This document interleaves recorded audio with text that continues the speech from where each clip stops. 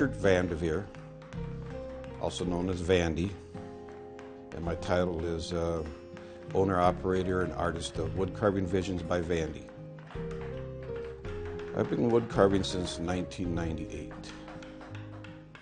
and this was all in South Dakota. I started to be working with wood on and off as a hobby, basically since I was 16 years old. I have 4 apprentices. These apprentices, when I went to started this last fall, I was offered, challenged that if I could come up with an art project, I could have 3 walnut trees that this family needed to have removed. So I kind of sat around and thought about it, and I really wanted to come up with a project. So I came up with a design of 4 little caricatures playing kind of a folk art type drawing that has one little guy playing a horn, sitting on a stump, and which is behind me here in pretty good progress. One little guy sitting there with the crisscross legs playing the flute, a little gal sitting on a stump playing a mandolin, and a little guy standing playing a hand drum. And this is just an original drawing that came to me. So I made a pencil sketch, and I took the sketch and to the people that offered me the trees, I said, "This is what I can do." And so they saw it and they said, "Go for it."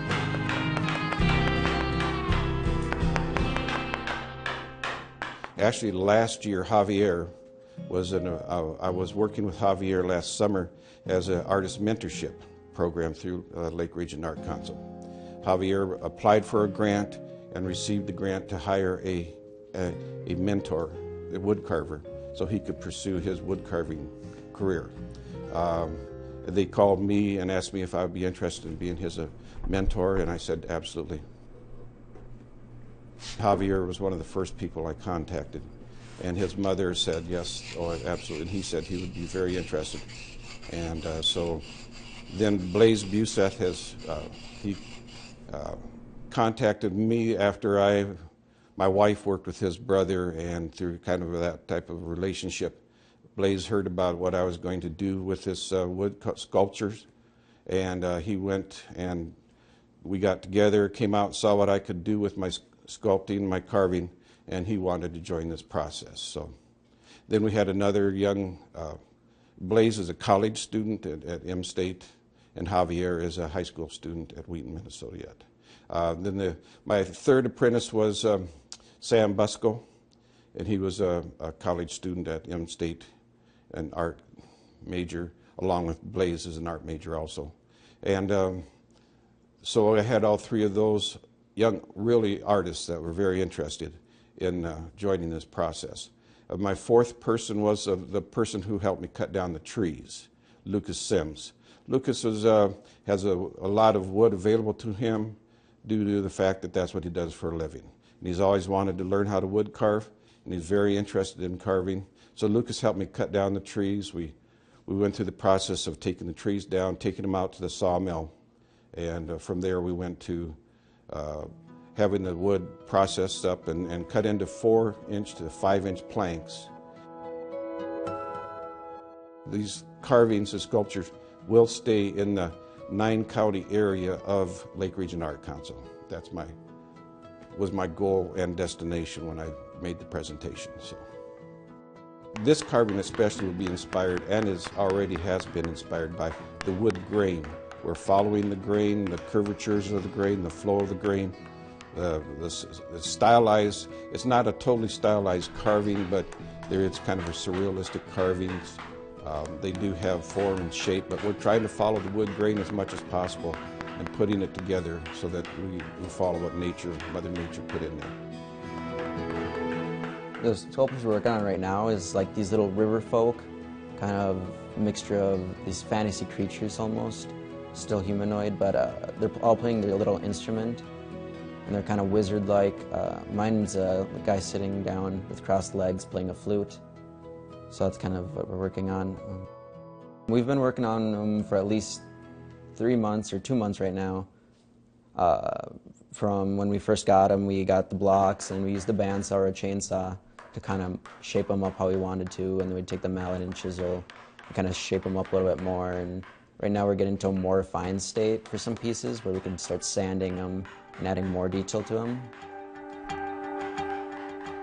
I really like learning about more of those sculpture aspects, and especially dealing with more large scale.